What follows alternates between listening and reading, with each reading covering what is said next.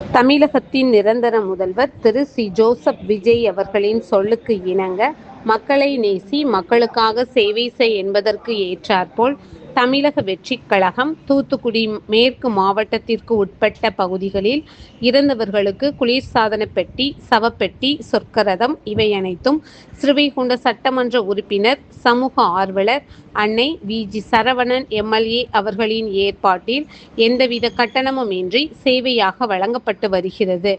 இந்நிலையில், அரசன்குளம் பகுதியைச் சேர்ந்த சேசு அவர்களின் மனைவி ரோஸ்லின் அவர்கள் 15/8/2026 அன்று வயது முதிர்வு காரணமாக காலமானார்.